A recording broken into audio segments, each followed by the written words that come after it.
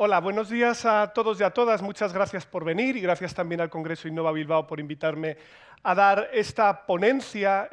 Palabra que no voy a hablar nada de las elecciones. Si queréis luego en la parte del café podemos discutir un poco más de esto. De lo que voy a hablar yo aquí esencialmente es de uno de los grandes desafíos que tenemos por delante y que tiene que ver con la relación entre la tecnología y la democracia. Como tengo muy poco tiempo, voy a dejar abiertas un montón de puertas. Voy a plantear un montón de preguntas. No voy a tener en muchos casos demasiada solidez de las respuestas que aporte de manera provisional, pero quizá al menos alguna de estas ideas puedan ser útiles. Por lo tanto, no voy a lanzar tanto consejos sobre qué hacer como reflexiones a propósito de hacia dónde van este tipo de debates. Si me permitís, voy a empezar antes de nada con una definición operativa de a qué me refiero cuando hablo de democracia, porque sabéis que es una palabra muy connotada. Voy a coger una definición muy sencilla, ¿vale? Luego la podremos discutir si queréis, pero voy a referirme, cuando hable a democracia, a aquellos sistemas políticos que permiten la alternancia en el poder en ausencia de violencia y, por lo tanto, se caracterizan por tener una propiedad única. Son los únicos sistemas políticos del mundo en los cuales el partido que está en el poder puede perder las elecciones.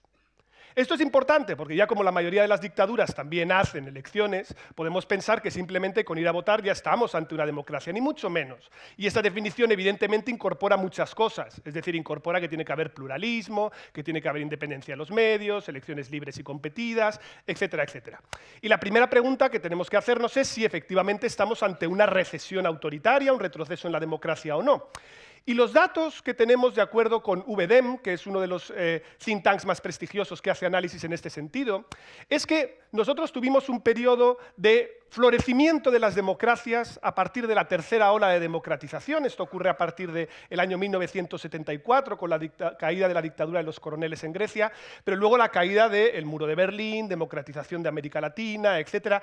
Fuimos a un entorno de florecimiento de las democracias. Pero lo que nos estamos encontrando ahora es que, efectivamente, los niveles de autoritarismo en el mundo han vuelto a crecer.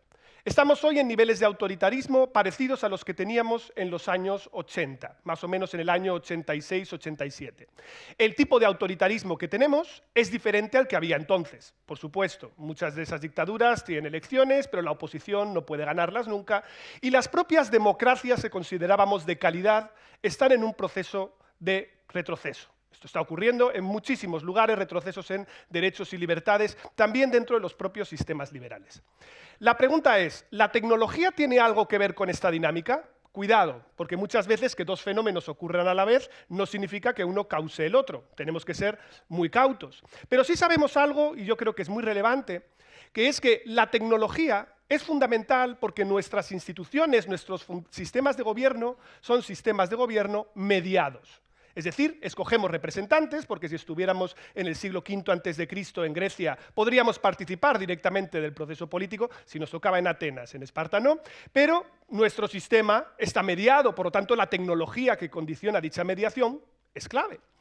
Y claro, desde la época de la imprenta sabemos que cada vez que hay un avance tecnológico que tiene que ver con la comunicación, hay cambios políticos. Pongo este ejemplo simplemente para que veáis que la revolución protestante, el cisma dentro del cristianismo, no hubiera sido posible sin una máquina que hubiera permitido imprimir Biblias a gran velocidad para que la gente pudiera leer directamente la Biblia sin la interpretación del sacerdote. Daos cuenta, por ejemplo, lo que ocurre cuando coincide en el tiempo también el auge de las democracias liberales en el siglo XIX con la llegada sistemática del diario, de la prensa. Es decir, el propio boletín oficial del Estado es la evolución del Diario de Madrid, es decir, es la evolución de la prensa ordinaria en la que se publicaban las leyes. Esto pasa, por ejemplo, también con la radio. Es decir, a partir de la llegada de los partidos de masas, y esto ocurre cuando se va ampliando el sufragio, socialdemócratas, cristianodemócratas, pero también los partidos de vanguardia, marxistas, leninistas o fascistas, empleaban la radio como un elemento directo de comunicación con el conjunto. Cada vez había que apelar a audiencias más amplias, y cómo no hablar de nuestro electrodoméstico favorito, como es la televisión, la cual habría de ocupar un papel fundamental cuando los partidos trataban de llegar a amplios segmentos de la población. Bueno, Pues es que ahora mismo nos encontramos con otro cambio tecnológico que también tiene su importancia, que es la llegada de las redes sociales y de la propia inteligencia artificial. Algo que necesariamente afectará cómo funcionan nuestras instituciones, porque como intentaré defenderos aquí, sobre todo afecta a cómo nuestros intermediarios políticos, partidos, grupos de interés, ONGs, sindicatos, iglesias, vehiculan sus mensajes. Esto es fundamental. Ahora bien, es clave entender que demonizar la propia red social o Internet es un error, porque si yo os dijera aquí que Hitler llegó al poder por la radio, todos diríais que es absurdo.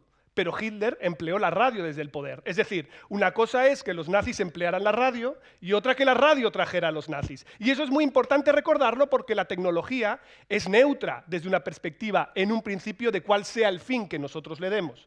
Discutir esos fines es parte de la cautela que tenemos que tener. Es curioso porque con Internet hemos vivido un cambio de ánimo del que a veces no nos hemos dado cuenta. Pero es que cuando emergió Internet, sobre todo se desarrolló, llegó a nosotros, especialmente a partir de los años 2000, fue un momento de tecnoutopismo. Ya no nos acordamos de esto, pero era un momento en el que se decía que íbamos a avanzar hacia una wikidemocracia, que íbamos a poder participar directamente a través de Internet, discutir de todos los asuntos públicos. El 15M, por ejemplo, podemos organizarnos a través de blogs, vamos a poder prescindir de los intermediarios, la época en la que Manuel Castells escribe todos estos artículos a propósito del papel emancipador que puede tener Internet, era un momento de florecimiento. Y sin embargo, y esto es bien curioso, hemos pasado, a partir de que pasó por nosotros también una crisis económica, que no es algo casual, a el tecnodesencanto. Internet y las redes sociales son el mal, nos manipulan desde ahí. Fijaos lo que ha ocurrido con el escándalo de Cambridge Analytica, fijaos lo que ha pasado con el Brexit, con Trump, con Bolsonaro. Las redes sociales son un instrumento que está erosionando nuestros sistemas democráticos. Y probablemente, si nosotros nos fiamos solo del estado de ánimo, nos equivocaremos, porque lo relevante es tratar de ver cuáles son los factores sobre los que inciden las redes sociales per se, identificando a mi juicio cuáles son los enemigos de la democracia. La democracia básicamente tiene dos grandes enemigos. El primero son los sistemas autoritarios a nivel global, y me refiero con esto, por ejemplo, al contexto de lo que plantea China o Rusia, que ellos nos interpelan a nosotros, los que apoyamos la democracia, de una manera muy directa. Nuestros sistemas son más eficientes que los vuestros. Nosotros podemos generar mejor crecimiento y redistribución de lo que podéis lograr con vuestros sistemas democráticos. Es más, durante la COVID-19, ¿os acordáis cómo había una tendencia a decir que era China la que mejor lo había resuelto todo? Luego se vio que no, pero era la que mejor había podido resolver esta crisis, porque podía coordinar a toda la sociedad en una dirección determinada. Este es el valor, ¿no? Por lo tanto, hay aquí un primer desafío para las democracias que tenemos que tener muy presente, que es que hay que volver a cuáles son las bases materiales de que el sistema sea sostenible. Si un sistema no es eficaz, si no genera eficiencia y redistribución, habrá un problema, y es que la gente dejará de apoyarlo. Esta es como la gran lección que tenemos que tener presente desde la época de entreguerras. Pero además hay otros actores que están dentro del propio sistema de la democracia, porque el primero igual es un problema para la democracia, el segundo es un problema de la democracia. El segundo gran problema, o la gran interpelación que se hace es, ojo, hay gente que no se siente reconocida en el sistema democrático. Hay gente que no considera que el sistema responda a sus demandas. Y muchas veces aquellos que plantean esto, sobre todo los partidos más extremistas y más populistas, casi siempre vienen financiados por esos primeros. ¿Os dais cuenta cómo también hay una conexión entre los dos si seguís el rastro del dinero? Por lo tanto, estos dos frentes son importantes atacarlos y estos dos adversarios son los que hay que derrotar si queremos hacer nuestro sistema sostenible. Es decir, que la gente se sienta incluida dentro del proceso político y que nuestros sistemas políticos sean eficaces. Ahora veamos qué transformaciones implican las redes en este sentido. Básicamente, y de nuevo voy a sintetizarlo, si queréis, show me your papers, ¿no? Si queréis que os enseñe yo los artículos académicos de los que os saco, luego lo podemos discutir, ¿vale? O sea, todo eso tiene cierta evidencia empírica detrás. Primer elemento sobre el que afectan las redes, la entrada de información. Esto ya tenemos datos bastante concluyentes, por ejemplo, para el caso de España, tenemos a toda una generación de jóvenes que por primera vez te dicen que el lugar prevalente del que extraen información política es a través de Internet. Ojo, esto no significa que del vacío. Esto lo hacen muchas veces compartiendo elementos que son clips de vídeos de televisión ordinaria, podcasts que vienen generados por radios convencionales, noticias de periódico o a veces directamente YouTube, TikTok, dependiendo de cuál sea la plataforma que emplean. Pero esto es muy relevante porque puede generar dinámicas de autoselección en el tipo de contenidos a los que se exponen esas generaciones, ¿vale? Yo creo que, de hecho, para entender parte de esta gran división que estamos viendo en el voto joven, y sobre todo en el voto joven femenino versus masculino, hay que mirar un poquito aquí, ¿vale? Lo dejo ahí de momento. Segundo elemento sobre el que sabemos que también las redes tienen algún tipo de impacto es básicamente sobre los intermediarios. Es decir, ahora podemos tener un acceso a la información política más directa, emerge esta cosa que se da en llamar el periodismo ciudadano, ¿no? Ya no necesito a los grandes sacerdotes, ya no necesito nadie que me interprete la palabra. Ahora me basta con yo mismo bucear en Internet y aproximarme a cuál es el tipo de conocimiento que yo quiero conseguir. Por lo tanto, soy más descreído. Esto no lo veréis en los medios, ¿no? Aunque tú lo compartas de un medio ordinario, pero no lo veréis en los medios. Yo lo extraigo de aquí directamente, yo no tengo necesidad de mirar tanto a lo que me dicen los partidos, etcétera, etcétera. Esto necesariamente está teniendo efectos sobre la volatilidad electoral, ¿vale? Para preguntarnos por qué surgen más partidos con más frecuencia o por qué, por ejemplo, los votantes, si me permitís la expresión, se han vuelto más promiscuos, ¿vale? Tiene algo que ver con esta lógica de yo ahora no me creo todo lo que tú me estás diciendo, ¿vale? Antes hacíamos un acto de fe en esos intermediarios, hoy es más complicado y los referentes están más difusos, son más horizontales, ¿vale? Las otras dos dinámicas, por poner también algunos elementos que puedan ser más luminosos. Las formas de participación política, es decir, Internet también ha abierto un montón de elementos a través de los cuales nosotros podemos conseguir información o participar. No os olvidéis de una cosa, lo primero que hace un dictador cuando hay protestas en su país es cortar el acceso a Internet. Porque la mejor manera de organizar protestas es a través de estas dinámicas. Lo digo por poneros dos ejemplos, el 15M o, por ejemplo, la manifestación feminista del año 2018 se organizó de manera totalmente descentralizada a través de Internet. La movilización en los grupos de WhatsApp o de Telegram también es un elemento muy relevante y permite la movilización de las minorías. Muchas veces gente que está orillada del debate público puede emerger a través de las redes. También es un elemento positivo. Esto, por ejemplo, para la emancipación de muchas de esas minorías ha sido fundamental, sobre todo si uno está en entornos sociales opresivos, en ámbitos rurales más conservadores. Bueno, tú puedes hacerlo, tú puedes actuar. Esto, por ejemplo, para minorías sexuales en Europa del Este está siendo fundamental. Si esto no existiera, sería muy difícil que coordinaran su acción. Y por último, de una cosa de la cual yo también soy cómplice, probablemente, tiene que ver con la aceleración de los tiempos. Yo creo que todo el mundo lo ha notado, que nuestros ciclos de atención son más cortos. Ya sabéis que hay trabajos de neurocientíficos que están hablando sobre cómo tener a las mejores mentes de la humanidad trabajando en una suerte de tragaperras infinita, que son los dispositivos móviles, que son el infinito al cual podemos acceder y nos da siempre inputs luminosos que nos dan dopamina para buscar el siguiente estímulo, está teniendo efectos sobre nuestra capacidad de atención.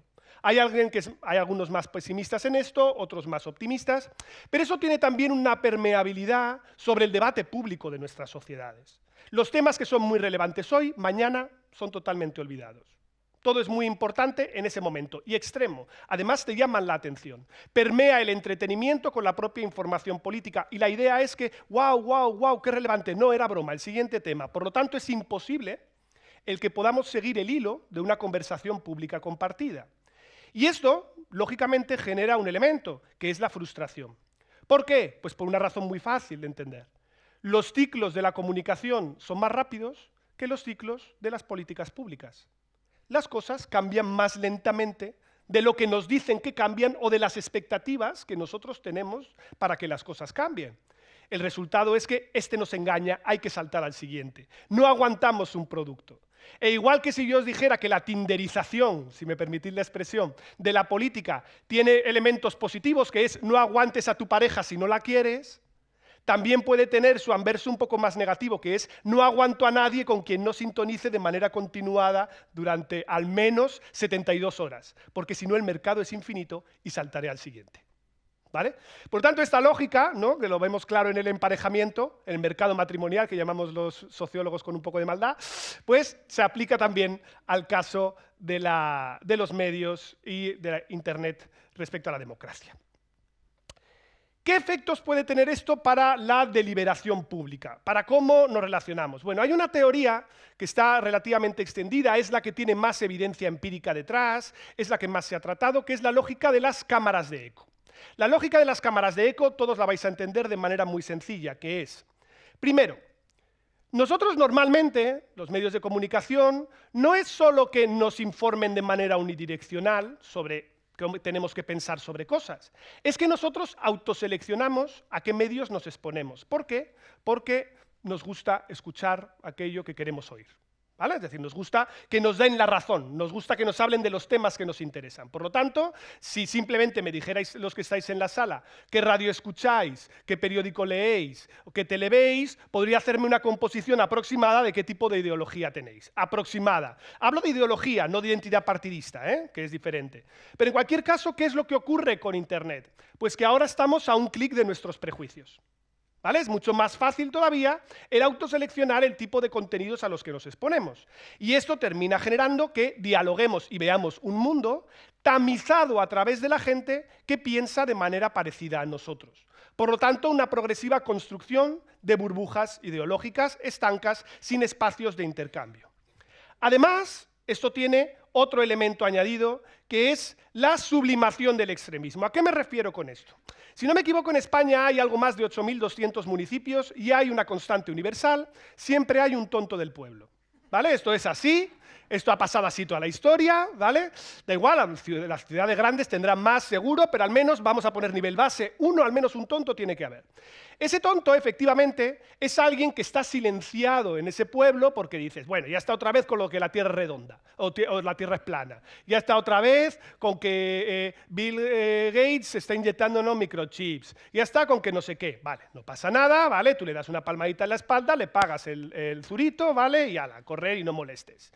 ¿Qué es lo que ocurre con Internet? Igual que servía para la organización de minorías en el sentido de vamos a luchar contra la opresión o vamos a emanciparnos, también estas minorías ruidosas o totalmente radicalizadas se pueden coordinar mejor. Resultado, esos 8.200 tontos del pueblo pueden federarse y formar un sindicato, porque gracias a Internet ahora pueden asociarse. Resultado, ese extremismo que estaba tapado puede aflorar con mayor facilidad gracias a las redes. De tal manera que esas burbujas además se tenderían a volver cada vez más radicalizadas. Hay gente que no das crédito a que exista, pero de acuerdo a las redes parece ser que sí, ¿vale? Esto además vendría reforzado por otra lógica, que es la lógica del algoritmo. El algoritmo es muy puñetero y el algoritmo, que de nuevo no sabemos muy bien cómo se fabrica, yo no tengo tal conocimiento, sí sabe que nos va a exponer a dos tipos de contenidos. Los contenidos que nos atraigan porque nos gusta lo que dicen y que nos indignen porque aborrecemos lo que escuchamos. ¿Vale? ¿Cuál es el resultado de esto? No es solo que yo me vaya a exponer más a gente que piensa como yo, sino que además voy a tener una visión distorsionada de lo que piensan los otros, porque el algoritmo me va a enseñar la opinión más extrema de los que no están de acuerdo conmigo. Por lo tanto, si yo tengo algún problema con el feminismo del tipo que sea, el tuit que me va a llegar va a ser el de la feminazi que dice que hay que erradicar a los hombres para que las mujeres sean tal. ¿Es esa la posición representativa del feminismo? No, es una caricatura, pero es irrelevante, porque es lo que le va a llegar a la otra persona. Resultado, burbujas más cerradas, mayor polarización dentro de las propias redes y además un montón de periodistas que están en este ecosistema. Un montón de políticos que están en este ecosistema y que no se dan cuenta que a veces las redes son antros con pretensiones, es decir, que no es una categoría del mundo real, pero a ti sí te afecta de manera real, porque nuestras personalidades ya no son disociables entre lo offline y lo online. Tú tienes un ataque troll y te duele, te hacen un comentario feo y lo ves. Y eso te afecta personalmente. Por lo tanto, esto también te condiciona en cómo luego tú, en el mundo offline, en los medios tradicionales, también te expresas. ¿Cuándo se estropeó Twitter? Cuando se pudo ganar dinero y cuando políticos y periodistas desembarcaron masivamente. Antes era otro rollo. Pero esto cambió.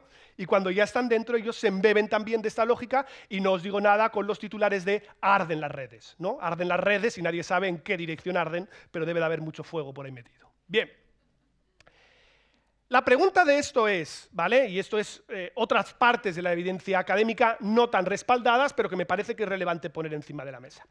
¿Estamos identificando bien esto o nos estamos yendo de madre? ¿Estamos considerando que de verdad las redes tienen un impacto tan importante o a lo mejor este efecto es un poquito más matizable? Bueno, hay un primer elemento y hay algunos estudios que nos dicen una cosa. Atención, porque realmente las redes también nos permiten ampliar horizontes y contactar con gente que piensa de manera diferente, cuyas opiniones jamás habrías conocido en ausencia de Internet. Es decir, si por ejemplo yo soy una persona conservadora y yo tradicionalmente pues leo mi periódico conservador, mi radio y tal y cual, a mí yo no pienso pagar por leer un artículo de alguien de prensa de izquierdas, pero ahora gracias a Internet ese artículo puede llegarme. ¿Tendrá impacto o no? No lo sabemos. Pero desde luego me estoy exponiendo a una información que antes no existía.